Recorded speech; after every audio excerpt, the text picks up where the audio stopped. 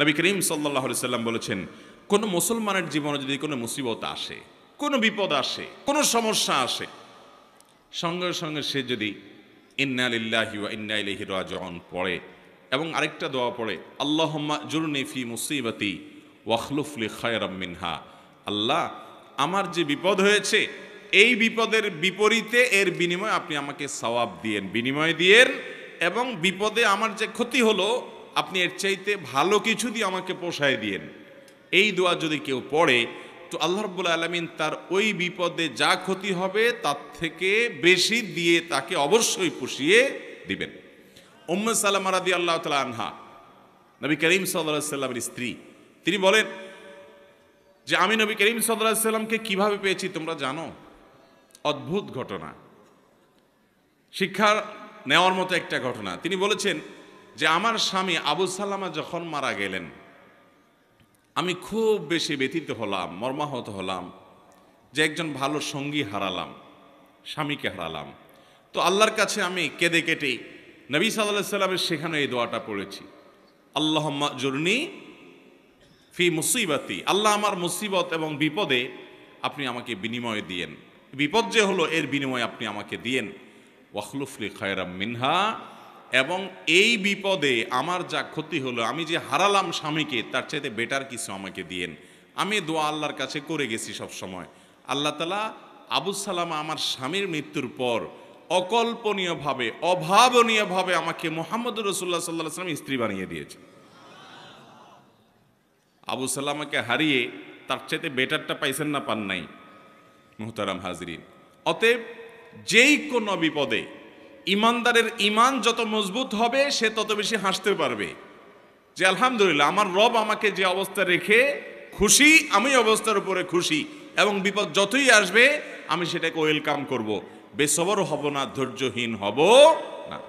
আমাদের সংসারগুলোতে আজ যে অশান্তি, আমাদের সমাজে যে আজ বিশৃঙ্খলা, অশান্তি, এর মূল যদি কয়েকটা কারণ বের করা হয়, অন্যতম প্রধান কারণ হবে বেসবর, ধৈর্যহীনতা, সবরহীনতা। ঘরে ঘরে সংসারগুলো টিকছে না, ভেঙে খান হয়ে যাচ্ছে, প্রতি মুহূর্তে মুহূর্তে বিবাহ বিচ্ছেদের ঘটনা ঘটছে। অন্যতম কারণ ধৈর্য সহ্য নাই, ছেলেরও ধৈর্য নাই, মেয়েরও ধৈর্য নেই। কিছু হলেই সব হটমেজাজি হয়ে যায়, সবাই কাট্টি দেওয়া শুরু করে। কাট্টি বুঝুন তো? আপনাদের এলাকায় কি বলে? দোস্ত দোস্ত একটু অভিমান হলে, রাগারাগি হলে বলে না তোর সাথে কাট্টি, এই যে তোর সাথে আর কথা নাই। স্বামী স্ত্রীর মধ্যে আজকাল এই অবস্থা। প্রতিটি ঘরে ঘরে অশান্তির মূল কারণই হলো সবরহীনতা, যে ধৈর্য জিনিসটা আজ আমাদের কাছ থেকে নাই। এটাকে আমরা ইবাদত মনে করি না। একটা জটিলতা হলো আমালুল কুলুব বা অন্তরের আমলগুলোকে আমরা একেবারে কেয়ার করি না, অথচ অন্তরের আমলগুলোর গুরুত্ব অনেক বেশি। আমরা বাহ্যিক আমলকে গুরুত্ব দেই, নামাজ পড়া বাহ্যিক আমল, সিয়াম পালন করা বাহ্যিক আমল, যাকাত দেওয়া বাহ্যিক আমল, তেলাওয়াত করা বাহ্যিক আমল, এগুলো বাহ্যিক অঙ্গ প্রত্যঙ্গ দিয়ে, চোখ মুখ হাত পা এগুলো দিয়ে করতে হয়। কিছু আমল আছে যে আমলগুলো অন্তরের ভেতরে লালন করতে হয়, এগুলো দেখা যায় না। এর ভিতরে সবর অন্যতম। এই আমলটা যদি কেউ করতে পারে, ভেতরে যদি ধৈর্যটা আনতে পারে, এটা নিজের সঙ্গে নিজে সংগ্রাম করে করতে হয়, এর জন্য লড়াই করতে হয়, এর জন্য সমালোচনা করতে হয়, নিজের হিসাব মিলাতে হয় যে আমি মানুষটা কতটা ধৈর্যশীল, কতটা ধৈর্যহীন, আমি কতটা হটমেজাজি হই, বউয়ের সাথে কয়বার আমি বদমেজাজি দেখাই। বউ হিসাবে তিনি চিন্তা করবেন স্বামীর সাথে কয়বার তিনি বদমেজাজি করেন, প্রতিদিনের হিসাব মিলাবেন, এরপর তিনি নিজের যোগ বিয়োগ করে নিজেকে সংশোধনের চেষ্টা করবেন। আমরা চেষ্টা করব তো ইনশাআল্লাহ।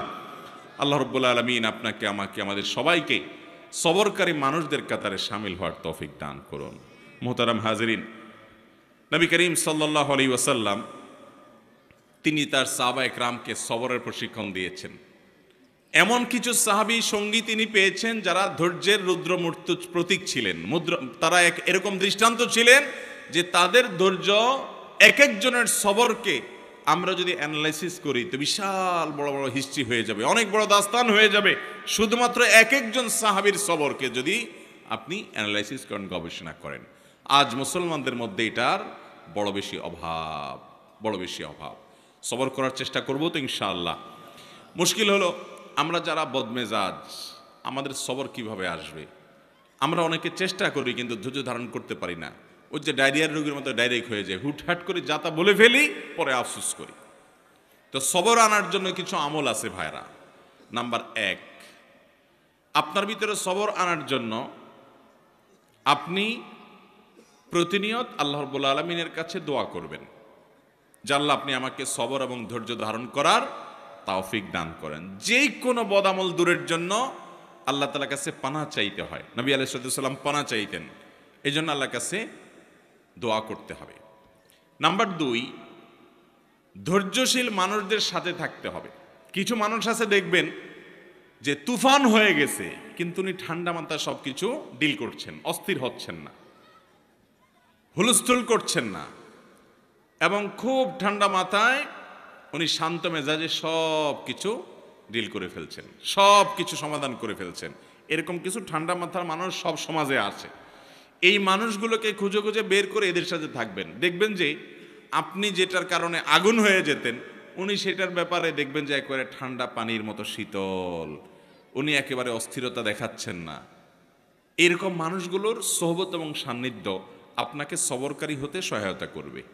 এটা সব দিকেই পাবেন। কিছু না কিছু মানুষ পাবেন যে তারা খুব বেশি সবর করতে পারে, তাদের মধ্যে আত্মনিয়ন্ত্রণ ক্ষমতা অনেক বেশি। তাদের সান্নিধ্যে যত বেশি থাকবেন তত বেশি আপনার মধ্যে এই সবর করার মানসিকতা আসবে ইনশাআল্লাহ। নাম্বার 3, যদি কখনো আপনার রাগ দেখানোর মতো পরিস্থিতি তৈরি হয়, আপনি নিজেকে বলবেন ঠিক আছে রাগ দেখাবা তুমি, কিন্তু এখন না, একটু পরে, একটু পরে। যদি কিছু সময় ক্ষেপণ করতে পারেন, এরপরে যদি রাগ করেনও, সেই রাগটা হবে ব্যালেন্সেড রাগ, সেটাতে বেসবরির কোনো কিছু থাকবে না, একেবারে সেটা দেখবেন যে ভারসাম্যর সাথে আপনি একেবারে রাগ করতে পারবেন, যে রাগে ক্ষতিকর কিছু হবে না। আর যদি যখন হট মেজাজ হলো না এখনই আমি এটা দেখে ছাড়বো, তাহলে শেষ, আপনি আর সামনে আগাইতে পারবেন না। যত বদমেজাজি মানুষ আছে এরা দেখবেন যে তৎক্ষণাৎ কিছু একটা করে ফেলতে চায়।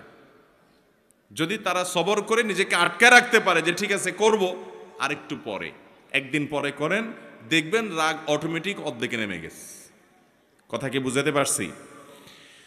নাম্বার 4, সবর নিজের ভিতরে আনার জন্য বদমেজাজ এবং রাগ নিয়ন্ত্রণের যে আমলগুলো আছে সেগুলো করবেন। সে আমলগুলো কি কি? নাম্বার 1, আউযু বিল্লাহি মিনাশ শাইতানির রাজিম, বেশি বেশি করে পাঠ করা।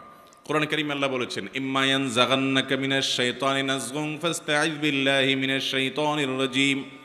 শয়তান যদি তোমাদেরকে খোঁচা দেয়, এই যে মানুষকে রাগায়, বদমেজাজ করে, আখিরাত ধ্বংস করে, দুনিয়া ধ্বংস করে, এজন্য শয়তান যদি তোমাকে খোঁচায় যদি বদমেজাজ বানায় বা ক্ষতিগ্রস্ত করতে চায়, তাহলে আউযু বিল্লাহি মিনাশ শাইতানির রাজিম বলবে। এটা আল্লাহর নির্দেশনা।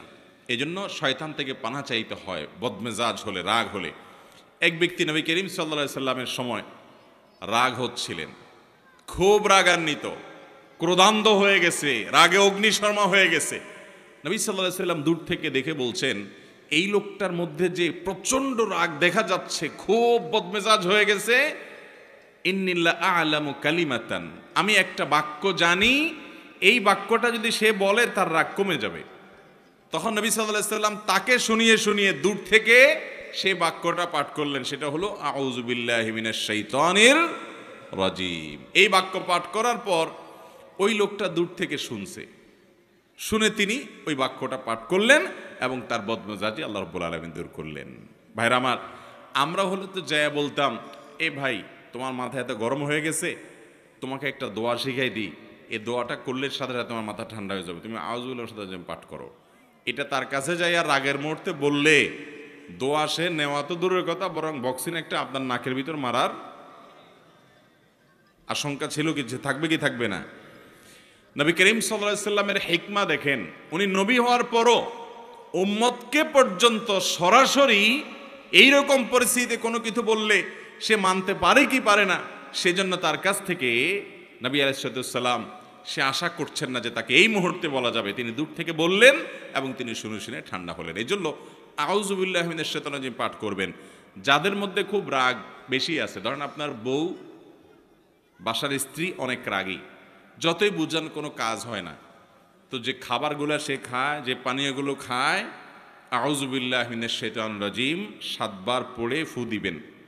আবার দেখে যেন না ফেলে, খবরদার। দেখলে কিন্তু খবর আছে, বলবো যে কি মন্ত্র পড়ে কি করছো, আরেক যুদ্ধ বাঁধবে কিন্তু। এই জন্য আর যদি দেখায় করতে চান তাহলে আগে আগে বলবেন, দেখো আমি কিন্তু কোনো ঝামেলা করতেছি না, শুধু আউযুবিল্লাহ পড়ে ফু দিচ্ছি।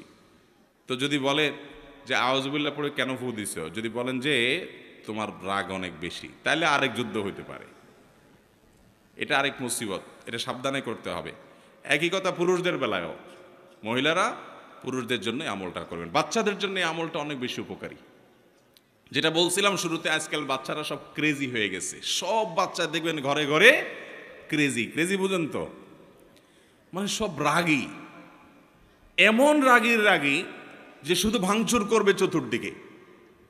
অথচ আগে বাচ্চাদেরকে এত বদমেজাজে দেখা যেত না। এটার অনেক কারণ থাকতে পারে। আমার নিজস্ব একটা ভাবনা আছে। এর একটা কারণ আমার কাছে মনে হয়, সেটা হলো আজকাল বাচ্চাদেরকে আমরা নানান ভিডিও গেমস ইত্যাদিতে এত বেশি অভ্যস্ত করেছি, কার্টুন এত বেশি দেখাই, বিভিন্ন ডিভাইস দিয়ে এত বেশি খেলার জন্য তাদেরকে সুযোগ দিয়েছি যে এগুলোতে তারা সারাদিন শুধু মারামারি কাটাকাটি দেখে। গেমসের মধ্যে সে দেখে সামনে যা আছে সব শেষ করে ফেলাও, ঠিক না ঠিক? গুলি করতে থাকো, তুমি সামনে আগাইতে পারবা। গুলি করতে পারো না, তুমি শেষ। সাম্পলুডু খেলতেছো, তাহলে সব খেয়ে ফেলো, তাহলে তুমি সামনে আগাইতে পারো। এই যে অন্যকে শেষ করলে সামনে আগানো যায়, আমাদের দেশেও দেখবেন যে এই অবস্থা। মানুষ বড় হওয়ার পরেও আরেকজনকে দমাইতে না পারলে, আরেকজনের ক্ষতি না করতে পারলে সে আগাইতে পারে না। কারণ ওই যে কালচারটা ওইভাবে বেড়ে উঠছে, বাচ্চা ওইভাবে দেখে দেখে বড় হয়েছে। এই জন্য দেখবেন বাসায় কোনো মেহমান আসলে অনেক সময় দেখবেন ছোট পোলা পায়েন ওই আঙ্কেলকে দেখে এরকম ধরে ঠুস করে, হাত দিয়ে পিস্তল মারে। তার মানে কি, ও সারাদিন মারামারি দেখছে, ও জানে সামনে যা আসে সব শুধু ঠুসঠাস করতে হয়, ফাইট করতে হয়, এটাই শিখছে। তো ও বদমেজাজ হবে না কি হবে? ওর মধ্যে উদ্ভট ভাব আসবে না কি হবে? বাচ্চাদেরকে আজ শারীরিক কসরত থেকে আমরা মাহরুম রেখেছি। বাচ্চাদেরকে শুধু মাহরুম রাখি নাই, আমরা নিজেরাও মাহরুম আছি। শারীরিক কসরত করে, ব্যায়াম করে, খেলাধুলা করে, দৌড়াদৌড়ি করে কিসে সুস্থ থাকবো? কোন দেশের কোন খেলোয়াড়রা কোথায় খেলে, আর ভূতের মতো রাত 2টা বা 2টা তাকায় থাকেন আপনি। সে খেলে গোল দেয়, আপনি এখানে লাফ দিয়ে ওঠেন। সে খেলে হেরে যায়, আপনি এখানে চোখের পানি ফেলেন। ভাই, পাগলামিরও তো একটা সীমা থাকা উচিত। আল্লাহ তাআলা আপনাকে সুস্থ শরীর দিচ্ছে, আপনি ব্যায়াম করেন, নিজে দৌড়াদৌড়ি করেন, নিজে খেলাধুলা করেন, নিজে কম্পিটিশন করেন, করে সুস্থ থাকেন। এখন সেটা না, বাচ্চার হাতে একটা ধরা দিয়েছেন যে তুইও ধ্বংস হ, চোখ নষ্ট কর, মাথা নষ্ট কর, ব্রেইন নষ্ট কর, ইমান নষ্ট কর, আমল নষ্ট কর, ক্রেজি হয়ে যা, বদমেজাজ হয়ে যা। আর আপনিও একটা বাক্স এটা সামনে নিয়ে বসছেন, সে গোল দিছে আর আপনি লাভ দিয়ে উঠতেছেন। ভাইয়েরা আমার, মুসলমানের কর্মকাণ্ড এত উদ্ভট হবে না, এত অযৌক্তিক হবে না, এত হাস্যকর হবে না। নবী করিম সাল্লাল্লাহু আলাইহি ওয়াসাল্লাম তিনি দৌড়াদৌড়ির কম্পিটিশন করেছেন, সাহাবীদের সাথে করেছেন, নিজের স্ত্রীর সাথে করেছেন। তিনি সাহাবীদের শুটিং প্রতিযোগিতায় উৎসাহিত দিক করেছেন। শারীরিক ব্যায়াম হয় এই ধরনের খেলাধুলাকে এলাও করেছেন, যেখানে জুয়া নাই, যেখানে সতর মুক্ত করা হয় না, যেখানে চোখের জেনা হয় না, যেখানে হারাম কিছু নাই, সেগুলোকে তিনি অনুমোদন করেছেন। আর মুসলমানের সন্তানরা রাতকে রাত নষ্ট করে, সময় স্বাস্থ্য নষ্ট করে, শরীর নষ্ট করে, চোখের জেনা করে, অন্যের সতর উন্মুক্ত সতরের দিকে দৃষ্টিপাত করে গুনাহগার হয়। এবং মুমিন হিসাবে, ইমানদার হিসাবে কুফুরের প্রতি, আল্লাহর প্রতি অবিশ্বাসী প্রতি যে অপছন্দ করা তার ইমানের দাবি ছিল, ওয়ালা এবং বারার দাবি ছিল, সেটা তার অন্তর থেকে ধুয়ে মুছে পরিষ্কার করে একাকার হয়ে তার সবচেয়ে বড় আদর্শ আজ সবচেয়ে বড় কাফেররা, যারা সমকামিতাকে প্রমোট করে, যারা সমকামিতাকে বৈধতা দেয়, যারা অসংখ্য অন্যায় অনাচারকে বৈধতা দেয়, অনেক মুসলমানের প্রতি জুলুমকে যারা বৈধতা দেয়, তারাই আপনার হিরো, তারাই আপনার স্টার এবং তারকা। আল্লাহ রাব্বুল আলামিন আমাদের বিবেকগুলোকে যেন জাগ্রত হয় সেই তৌফিক দান করেন।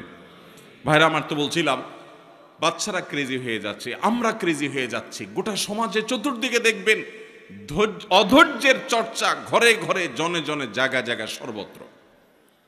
ভালো মুসলমান হওয়ার জন্য, নেককার মুসলমান হওয়ার জন্য শত শত নফল আমল, শত শত জিকির আজকার, শত শত তাসবিহ চাইতে অনেক গুণ বেশি উত্তম হবে আপনার সারা দিন রাত 24 ঘন্টার ভিতরে 2-4টা জায়গায় বদমেজাজ দেখানোর, রাগ করার ইস্যু তৈরি হয়েছে, কিন্তু নিজেকে নিয়ন্ত্রণ করে যেখানে যতটুকু না হলে নয় সেখানে ততটুকু ব্যবহার করতে পেরেছেন। নিজেকে এই নিয়ন্ত্রণ করতে পারলে আপনি আল্লাহ তাআলার কাছে ওই শত সহস্রবার তাসবিহ করার চাইতে অধিক সওয়াব পাবেন চেষ্টা করব না ইনশাআল্লাহ। ভাইরা আমার, এই সবর বা ধৈর্য 3 প্রকার। একটা হলো আস-সাবরু আলা তাআত, ভালো কাজ করতে ধৈর্য লাগে কি লাগে না? শীতকালে ফজরের সময় কনকনে শীতের মধ্যে, ঠান্ডার মধ্যে উঠে উজু করে ফজর নামাজ পড়তে যাইতে ধৈর্য লাগে না? মনে চায় না, কষ্ট হয়, তারপরও নিজের সঙ্গে নিজে লড়াই করে সংগ্রাম করে কাজটা করতে হয়। এটা যারা করতে পারে এরাই হলো সত্যিকারের বীর, এরাই হলো সত্যিকারের মেরুদণ্ডওয়ালা মানুষ, সত্যিকারের সাহসী মানুষ, যে তাদের প্রবৃত্তির গোলামি তারা করে না, যে নফস যা বলে তা করে। সে নিজের কল্যাণের পথে মন না চাইলেও সে এগিয়ে যায়। সবর, ভালো কাজ করতে সবর লাগে। আর দ্বিতীয় ধৈর্য হলো আস-সাবরু আনিল মাসিয়া, পাপের কাজ, অপরাধের কাজ, এগুলো থেকে বাঁচার জন্য সবর লাগে। আপনার চোখের এরিয়াতে অনলাইনে, অফলাইনে, ফেসবুকে, বাহিরে বিভিন্নভাবে সুন্দরী নারী চলে আসছে, অশ্লীল কোনো দৃশ্য চলে আসছে। আপনার ভেতর থেকে প্রবৃত্তি বলছে দেখে নে, তাড়াতাড়ি দেখে নে, মিস হয়ে যাবে, চলে যাবে, তাড়াতাড়ি দেখ। মন থেকে আপনাকে উস্কে দেয়। আপনি তখন যদি নিজেকে আটকে রাখতে পারেন, নিয়ন্ত্রণ করতে পারেন, সবার মানেই হলো হাবসুন নফস, নিজেকে নিয়ন্ত্রণ করা, যে না আমি দেখব না, আমার আল্লাহ নিষেধ করেছেন, হারাম। এটা যদি করতে পারেন তাহলে সেক্ষেত্রে এটা হলো গুনাহ থেকে সবর করা। এটা করতে পারলে একটা জয়ীফ হাদিস দ্বারা প্রমাণিত, একটা জয়ীফ হাদিসে বর্ণিত হয়েছে, করার সুযোগ তৈরি হয়। আর সে যদি নিজেকে নিয়ন্ত্রণ করতে পারে তাহলে আল্লাহ রাব্বুল আলামিন তাকে ঈমানের স্বাদ তৎক্ষণাৎ অনুভব করার তৌফিক দান করেন। আপনি খেয়াল করেন, কোনো সুন্দরী নারী বা অশ্লীল কোনো দৃশ্য যেটা দেখা আপনার জন্য হারাম, যেটা আপনার মনকে অস্থির করে দিবে, যেটা আপনার মনের জেনার দিকে নিয়ে যাবে, যেটা আপনাকে অন্যান্য জেনার দিকে নিয়ে যাবে, সেটা দেখা আল্লাহ তাআলা হারাম করেছেন। ওই জিনিসটা যদি আপনি দেখেন, দেখলে সাথে সাথে একটু নগদ স্বাদ পাবেন, মজা পাবেন, ঠিক আছে, কিন্তু পরক্ষণে অস্থির হয়ে যাবেন। এটা হলো অনেকটা চুলকানির মতো, চুলকাইতে অনেক মজা পাবেন কিন্তু চুলকানির পরে জ্বলবে, ঠিক না ভাই? ঠিক। দেখার পর যখন চোখের আড়াল হয়ে যাবে এরপর আপনি অস্থির হয়ে যাবেন, হায় হায় কই গেল, কারণ তো দাঁড়ায় থাকবে না আপনার জন্য। আর যদি আপনি না দেখেন, কষ্ট করে নিজেকে নিয়ন্ত্রণ করেন, সবর করতে পারেন যে আমি দেখব না, তাহলে এর ফলশ্রুতিতে কিছুক্ষণ পরেই, প্রথমে একটু কষ্ট হবে, কিছুক্ষণ পরে আপনার ভিতরে এক ধরনের স্বাদ, এক ধরনের তৃপ্তি অনুভব হবে যে আমি আল্লাহ তাআলার আদেশ রক্ষা করতে পেরেছি, আমি নিজেকে নিয়ন্ত্রণ করতে পেরেছি, আমার মেরুদণ্ড আছে, আমি ডায়রিয়ার রোগী না, ডায়রেক্ট হয়ে যাই নাই, নিজেকে কন্ট্রোল করতে পারছি। যাদের কন্ট্রোলিং পাওয়ার নেই, যেখানে সেখানে কাইত হয়ে যায়, যেখানে সেখানে যা তা মনে চায় সেটা করে ফেলে, তারা হলো বেসবর। একজন ইমানদার তিনি যখন গুনাহ থেকে বাঁচার জন্য এরকম চেষ্টা করেন, কসরত করেন এবং জিতে যান, তো এই ব্যক্তি হলেন প্রকৃত সবরকারী। আল্লাহ তাআলা আমাদেরকে প্রকৃত সবরকারী হওয়ার তৌফিক দান করুন। তাহলে সবর 3 প্রকার। একটা হলো ভালো কাজ করতে গেলে মনে চায় না, কষ্ট হয়, তারপরও ভালো কাজ করা, এটা এক প্রকারের সবর। মন্দ কাজ বা খারাপ কাজ করতে মনে চায়, যথেষ্ট কারণ আছে, তারপরও মন্দ কাজ করে না, ধৈর্য ধারণ করে, এটা হলো দ্বিতীয় প্রকার। আর তৃতীয় প্রকার সবর হলো আস-সাবরু ইনদাল মুসিবাহ বা ইনদাল মাসায়েব, বিপদ আপদের সময় অধৈর্য না হয়ে আল্লাহ রাব্বুল আলামিন যে বিপদ আমাকে দিয়েছেন এর মধ্যে কল্যাণ আছে, এই বিশ্বাস এবং ইয়াকিন রেখে কোনো কল্যাণ না হোক সওয়াব তো অবশ্যই পাবো। নবী করিম সাল্লাল্লাহু আলাইহি সাল্লাম বলেছেন, আজাবান লি আমরিল মুমিন ইন আমরাহু কুল্লাহু খায়র। ইমানদারের বিষয়টা দেখে আমার কাছে বড় অদ্ভুত লাগে, আমি আশ্চর্য হই, বড় পিকুলিয়ার ইমানদারের পুরো জীবনটা, তার জন্য শুধু কল্যাণই কল্যাণ, হাতির মতো মরলেও লাখ, বাঁচলেও লাখ, ইমানদারের জীবনে ক্ষতি বলতে কিছুই নেই। কারণ ইন আসাবাহু খায়রুন, ইমানদারের জীবনে যদি ভালো কিছু অর্জন হয় তখন সে শাকারা, আল্লাহ শুকর আদায় করে। তাহলে ভালো জিনিস পাইলো, কোনো গুড নিউজ সে পেল, আবার আল্লাহর শুকর আদায় করে সওয়াবও সে অর্জন করলো। ওয়াইন আসাবাহু শাররুন, আর ইমানদারের জীবনে যদি কোনো বিপদ হয়, ক্ষতি হয়, সবারা, সে ক্ষতিতে সবর করে, হাসি মুখে মেনে নেয় আল্লাহর ফয়সালাকে। ফাকানা খায়রাল্লাহ, তখন তার বিপদে যে ক্ষতি হলো সবর করার মাধ্যমে এর চাইতে বেশি তার আমল নামা আল্লাহ তাআলা সওয়াব দিয়ে তাকে পুষিয়ে দেন, এবং এই ক্ষতি যেটা হয়েছে আল্লাহ তাআলা পরবর্তীতে এটাকে আরো অনেক বেশি কিছু দিয়ে তাকে পুষিয়ে দেন। তাহলে ইমানদারের জীবনে হারাবার মতো কোনো কিছুই নাই। তার জীবনে ছোট বড় যে কোনো সময় সে নিজেকে নিয়ন্ত্রণ করার চেষ্টা করে। আমরা সবর করার চেষ্টা করব তো ইনশাআল্লাহ।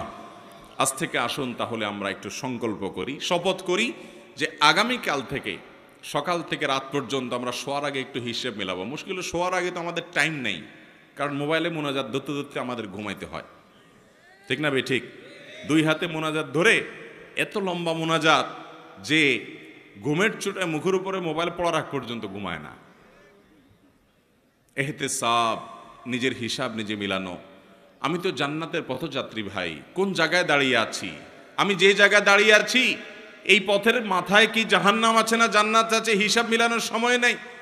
অবসর সময়গুলো আজ এই মোবাইল ফোন নিয়ে গেছে, ফেসবুক নিয়ে গেছে, ইউটিউব নিয়ে গেছে। এক্ষেত্রে আমরা ডাইরেক্ট হয়ে গেছি ওই যে ডায়রিয়ার রোগীর মতো, স্ক্রল করতেছে আঙ্গুল দিয়ে, কত দূর যাচ্ছে, মাইলকে মাইল স্ক্রল করে যাচ্ছে। যদি সূক্ষ্ম কোনো যন্ত্রপাতি দিয়ে চেক করা যেত তাহলে এই আঙ্গুলটার মাথা দেখতেন যে অনেক ক্ষয় হয়ে গেছে। এত পরিমাণ ঘুরছে মোবাইলের উপরে যে মাথা কি হয়ে গেছে, ক্ষয় হয়ে গেছে। কি দেখছে ভাই? এই যে আপনি টানতেছেন, মনে হচ্ছে কিছু হারাইছে, যাচ্ছে তো যাচ্ছে, যাচ্ছে তো যাচ্ছে। ভাইরা আমার, এরকম লাগামহীন হয়ে যাওয়া, নিয়ন্ত্রণ হয়ে যাওয়া, এটাও সবরের খেলাফ। নিজেকে নিয়ন্ত্রণ করতে হয়। এই জন্য রাতে শোয়ার আগে হিসাব মিলাবো যে আজকের দিনে আমি কয়জনের সাথে রাগ দেখাইছি। আপনাকে শয়তান কিন্তু বুঝাবে না তুমি তো অন্যায় রাগ করো নাই, তুমি ন্যায়সঙ্গতভাবে রাগ করছো, ঠিক আছে। রাগ করাটা দোষের না। আল্লাহ জন্য বলেছেন ওয়াল কাযিমিনাল গায়যা ওয়াল আফিনা আনিন নাস আল্লাহু ইউহিব্বুল মুহসিনিন। যারা নিজেদের রাগকে সংবরণ করতে পারে এবং যারা মানুষকে ক্ষমা করতে জানে, এবং আল্লাহ রাব্বুল আলামিন ভালোবাসেন যারা মানুষের প্রতি অনুগ্রহ করে। হটমেজাজি হয়ে কাউকে সাইজ করে দিলেন আর বললেন হ্যাঁ আমি অন্যায়ের বিরুদ্ধে তো প্রতিবাদ করছি, দরকার আছে অন্যায়ের বিরুদ্ধে প্রতিবাদ, অন্যায়কে বিরুদ্ধে বাধা দেওয়ার দরকার আছে, কিন্তু নিজের আখলাক নষ্ট করে না, নিজের আখলাক ঠিক রেখে পরিমাপ করে। এই জন্য আল্লাহ তাআলা বলেছেন ওয়াল কাযিমিন আল গায়জ। আল্লাহ বলেন নাই ওয়াল আদিমিন আল গায়জ, যাদের মধ্যে রাগ নাই তাদের প্রশংসা আল্লাহ করেন নাই। যাদের মধ্যে রাগ আছে কিন্তু এটা নিয়ন্ত্রণ করে, যেখানে যতটুকু ডোজ দেওয়া দরকার ততটুকু দেয়, এই মানুষগুলো আল্লাহ তাআলার কাছে প্রিয় পাত্র হয়। কোনো এক সালাফ, আল্লাহর কোনো এক নেককার বান্দা, তার একজন অধীনস্থ কাজের লোক একই ভুল বারবার করে, তো উনি ধমক দিয়েছেন, দিয়ে বলেছেন তোমাকে কতবার বলবো আর বলো, আর তোমার মাফ নাই। তখন সে লোকটা বলল আল্লাহর কাছে কিয়ামতের দিন আপনি একই অপরাধ বারবার করার কারণে কতবার ক্ষমার আশা করেন, আমাকে ততবার করলেই হবে। ভাইরা আমার, আজ শয়তান আমাদেরকে নানা ভুল বুঝিয়ে বেসবর করছে। সবর করার চেষ্টা করবো তো ইনশাআল্লাহ। তো যেটা বলছিলাম যে দিন শেষে হিসাব করবেন যে আজকের দিনে মোট কয়টা বেসবরি হয়েছে, নোট নেবেন, কোথাও লিখে রাখবেন। পরের দিন চ্যালেঞ্জ নেবেন যে না আজকে যেন আমার এই সংখ্যাটা কোনোভাবে স্পর্শ না হয়েছে, কম যেন হয়। এইভাবে যদি আপনি চেষ্টা করতে থাকেন, একসময় দেখবেন অনেক কঠিন কঠিন সময় আল্লাহ তাআলা আপনাকে মাথা ঠান্ডা রেখে কাজ করার তৌফিক দিয়েছেন। দুনিয়াতেও উন্নতি করতে পারবেন, আখিরাতেও পারবেন। আর বেসবর হবেন, জায়গায় জায়গায় বেইজ্জত হবেন। দুনিয়ার বেইজ্জতিও নিশ্চিত, আখিরাতের বেইজ্জতিও নিশ্চিত। অতএব আখলাক যেটা কিয়ামতের ময়দানে সবচেয়ে ওজনী আমল হবে, আখলাক যেটার কারণে জান্নাতের সর্বোচ্চ শিখরে যেতে পারবেন, আখলাক সুন্দর করার কারণে আল্লাহর প্রিয় পাত্র হতে পারবেন, এই আখলাকটার ব্যাপারে আমরা খেয়াল করি না, অন্যান্য আমলের দিকে আমরা খেয়াল করি। এই জন্য সবরের বিষয়ে কিছু কথা বললাম। আল্লাহ তাআলা আমাকে, আমার মধ্যেও যে খুব একটা সবর আছে তা নয়, এ কথাগুলো বলার উদ্দেশ্য আল্লাহ যেন আমাকেও সবরকারী বানান, আপনাদেরকেও বানান, আমরা সবাই যেন সবরকারী হতে পারি। আরশ আজিমের মালিক আমাদেরকে সবাইকে যেন ধৈর্যশীলদের কাতারে শামিল করেন, সেই দোয়া করছি। আল্লাহ তাআলা আমাদের সবাইকে তৌফিক দান করুন। জাযাকুমুল্লাহু খায়রা ওয়া আখিরু দাওয়ানা আলহামদুলিল্লাহি রাব্বিল আলামিন।